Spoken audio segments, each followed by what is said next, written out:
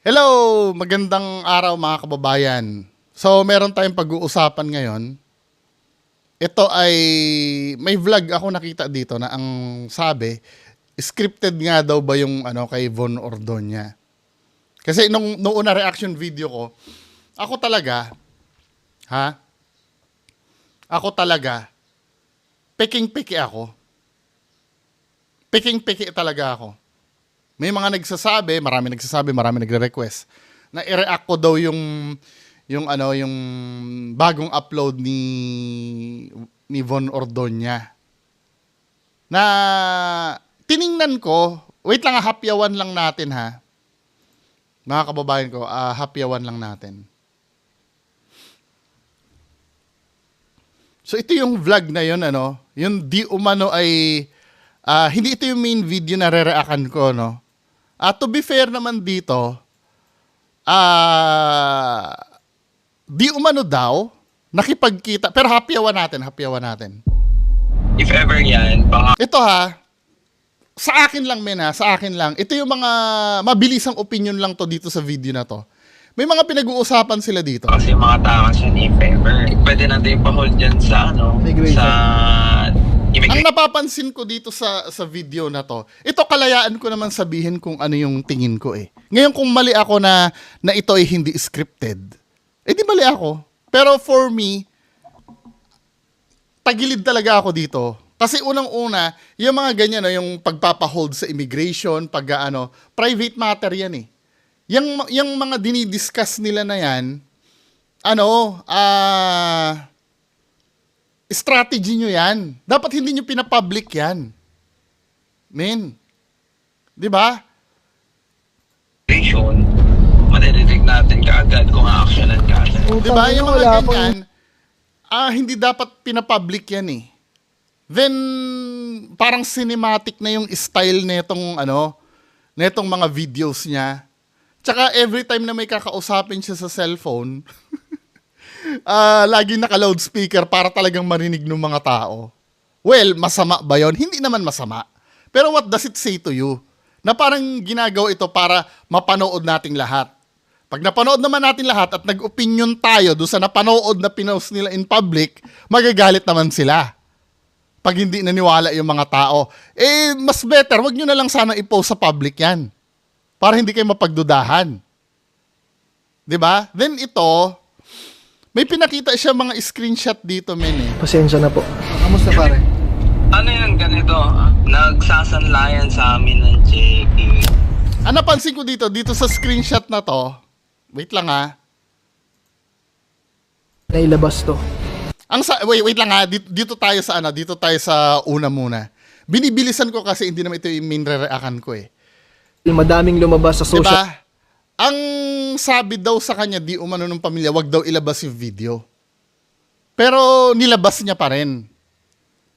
Kasi nga daw, ang reason niya, Media na kami daw po ang tunay na lulong sa sugal.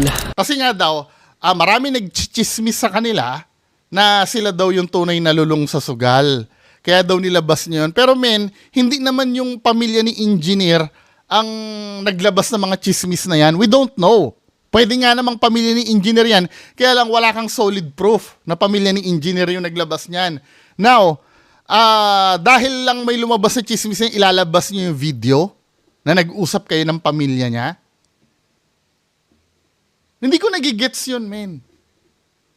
Kasi kabilin-bilinan nung wag ilabas yung pamilya, wag ilabas yung video na nakipagkita yung pamilya sa iyo eh. Pero hinapyawan mo pa rin, men eh. Gawa-gawa lang daw namin itong storya na to. Kaya po kami napilitan na ilabas to. Pasensya na po. Kamusta pare?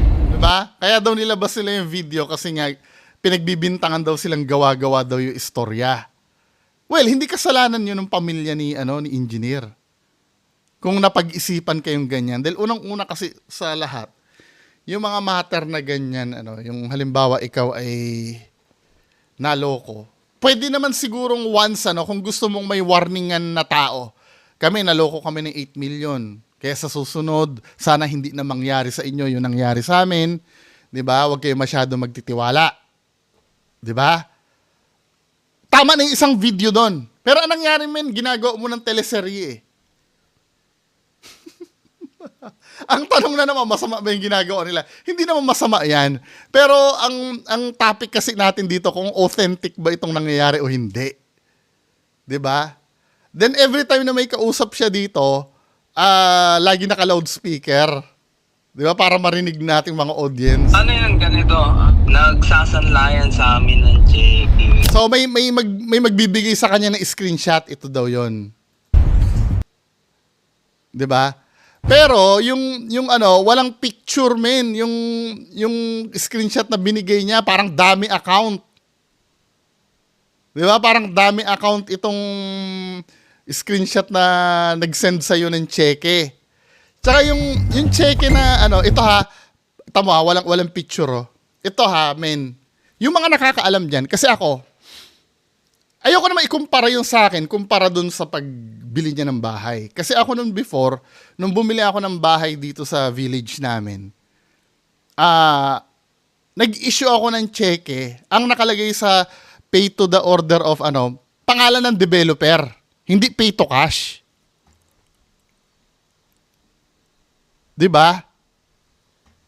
Pero itong cheque na sinasangla daw sa kanila ay pay to cash.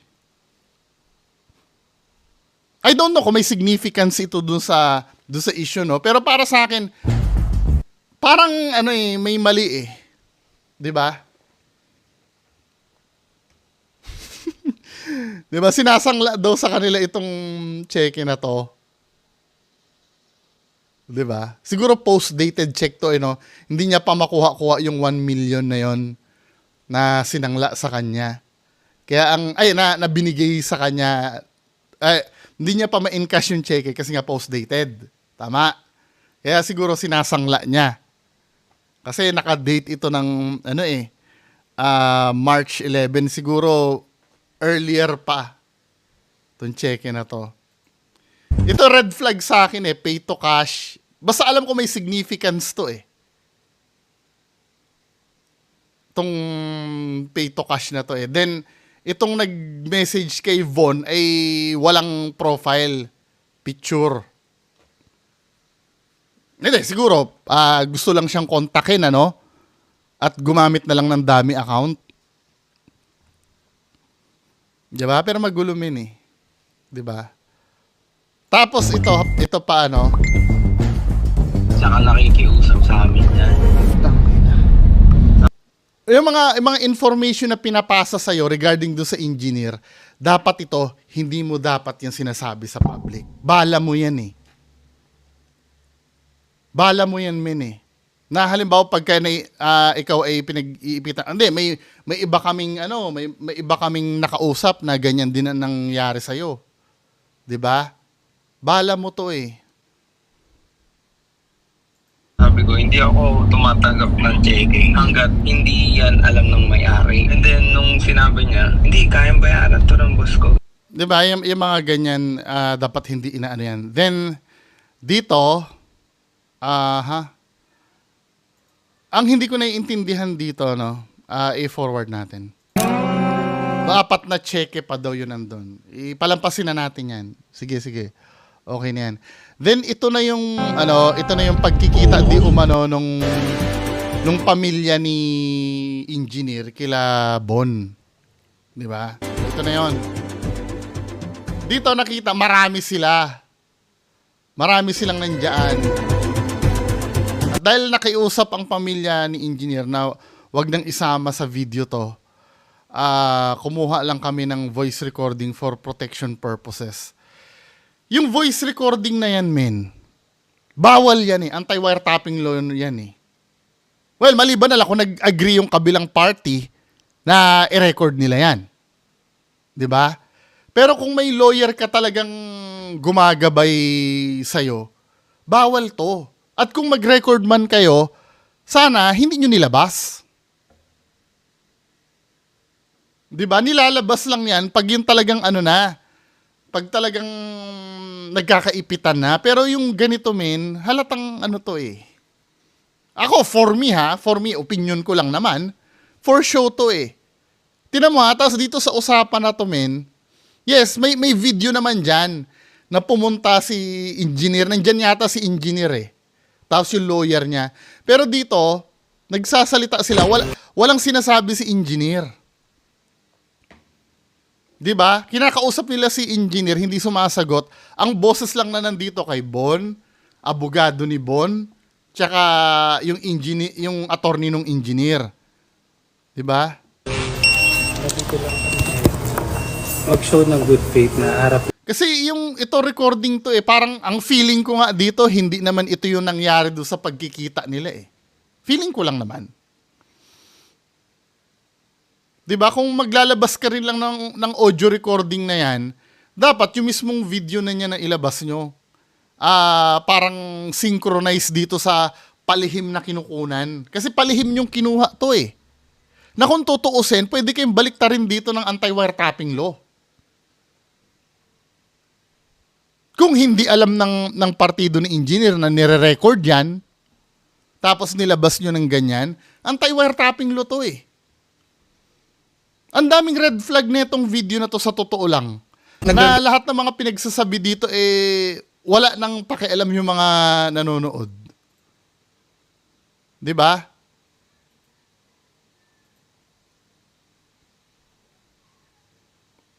Tapos dito may video pa na nagpepermahan pa kayo noon. 'Di ba for me bagamat may salita naman dito yung lawyer ni Von. Asa na ba dito yung lawyer ni? Ayan si attorney, ano name nito ni attorney? Si Engineer Mike Bote at ito nga nung nakaraang linggo ay kami nagkaharap-harap kasama ni sa Ito si attorney. pundasyon o poste ng bahay. Ano name nito ni Sa attorney? aming tansya ay hindi lang Ayan attorney Jem yata ito, Jem something. Nakalimutan ko na kung ano apelyido nito eh. Nakapag-present naman siya, pero you can't deny the fact na kaduda-duda itong recording na to. Na kung tutuusin, dapat yung mismong video yung yung naglabas na rin lang kayo na recording, yung video na rin. Sana. 'Di ba? Pero kung point of view, attorney Jem Arellano. Pero kung sa akin, 'di ba? Abogado yung mga kasama. Alam nila yung anti-wiretapping law eh. Ito yung pinakamalaking red flag, naglabas ka ng recording ng usapan. Na may dalawang attorney na nandiyan. Na pinigilan ka man lang sana na ilabas to. Bawal to eh. Maliban na lang, inuulit ko maliban na lang kung nag-agree yung kabilang partido na i-record nyo sila at ilabas yung recording nyo. Pero I don't think so. Kung matino ang pag-iisip nung attorney ni engineer, hindi siya papayag na ilabas mo to. Kahit na alam niya ni-record mo. Ito malaki red flag sa akin to. Anti-wiretapping law to eh. Hindi ka man lang nasabihan ng attorney mo na wag mong ilabas yan. Yun lang questionable kasi sa akin to. For me, ngayon kung maniniwala kayo dyan na yan ay totoo, di ba? Okay lang. Likas naman sa ating mga Pilipino na mapaniwalain eh.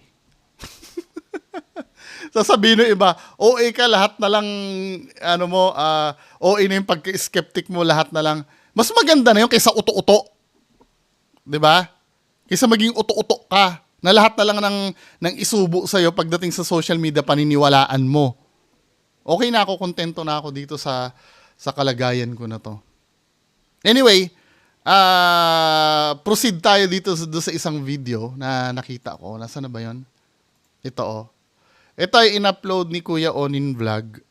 Panoorin, na-curious ako dito eh. Scripted nga ba? Tingnan nga natin. Grabe! Engineer, thank you, engineer! Grabe! So ito yung engineer Kaya lang, syempre, iniisip ko din naman, kung scripted to, hahayaan niya ba na masira yung reputation niya? Pero minsan napapansin ko kasi do sa video. Parang parang hindi siya masyadong pinapakita. or hindi siya masyadong pinapakilala. 'Di ba? Pero ito, at least kahit pa paano may nilabas na video yung mga ibang vlogger. Ito yung engineer na yun no? Yun, architect. Ganyan kaganda tumirada ang ating architect sa si Francis, grabe. Uy, baka nagtataka kayo, alam kong iniisip nyo yung mga architect namin tsaka engineer, ang babata pa. Ang kapogi, no? Alam nyo ba, kaedad lang namin sila. Pero to be honest, yung pinangarap namin na house, it was way more than sa plano nung nasa taas na vlog. More than we expect. So, Dito palang naiiyak na siya agad no? hindi namin in-expect na ganyan yung magiging output. Kasi yung expectation natin sa buhay natin, sometimes, Ganda ng andito lang. bahay, Pero ano? the truth is, yung plano mo sa sarili mo, mas matindi yung plano niya. Malab-lab. Kaya tinan mo, sobrang ganda ng output. Let's go there. Yung minsan, ito lang yung gusto mo. Pero ito pala yung gusto ni Lord para sa'yo. Okay. Thank you, Lord. Siyempre, gusto ko rin pasalamatan yung BG community kasi hindi ito posible kung hindi rin dahil sa inyo.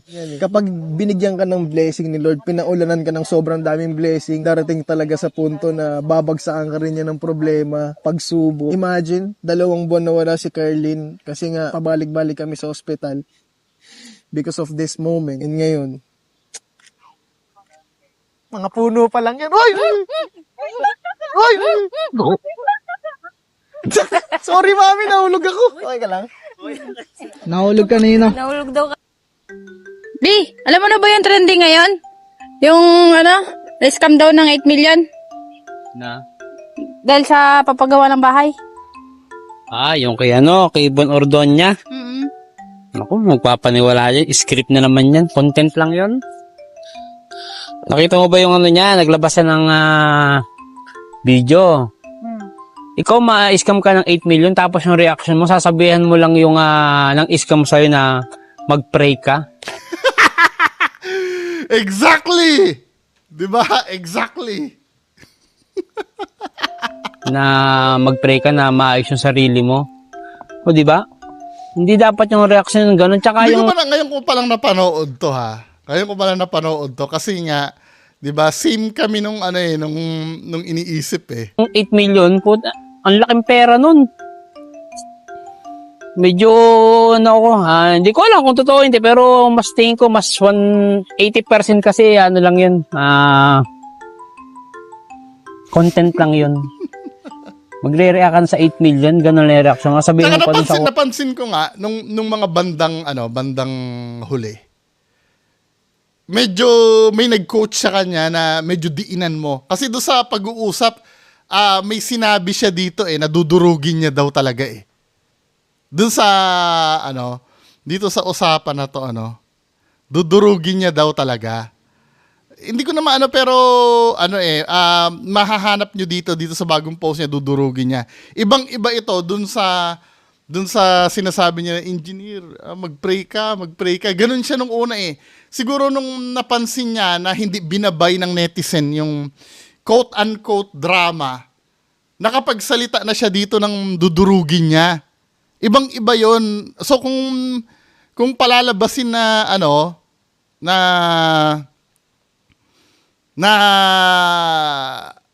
nagagalit siya doon, kaplastikan yung unang inasal niya doon sa unang video.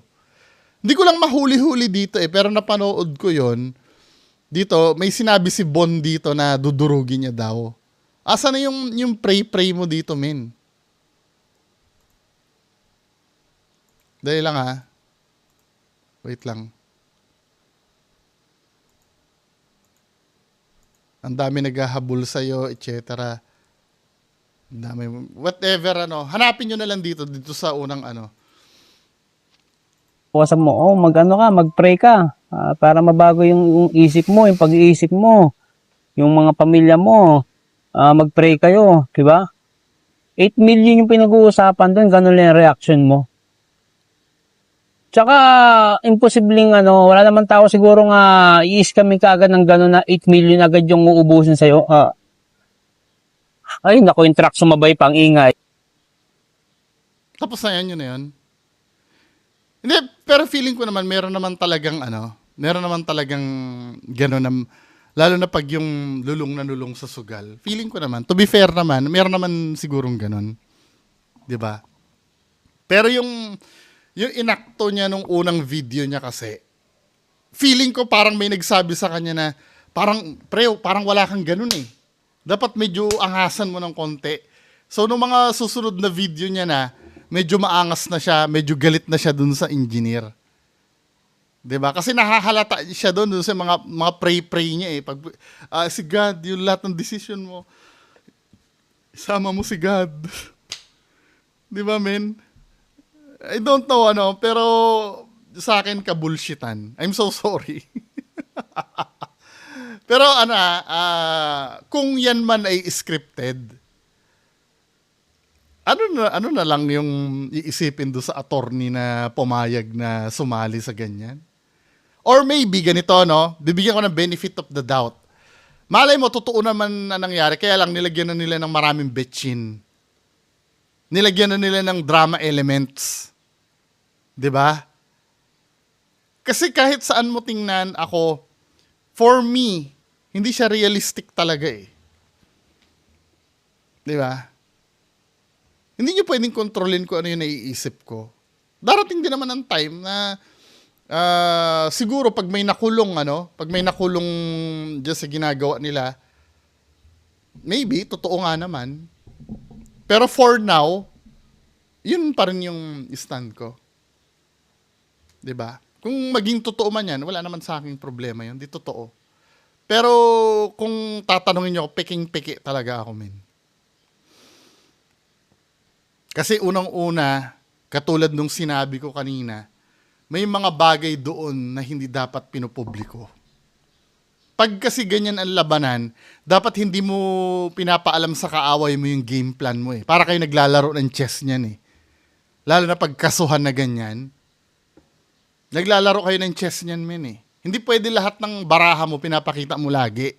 Ultimong yung pagpaplano nyo na ipa-hold departure order siya, ibobroadcast mo pa. Hindi dapat ganun. Anyway, mga kababayan ko, anong tingin nyo dito sa napag-usapan natin? Paki-comment na lang po sa baba. Maraming salamat. Bye-bye.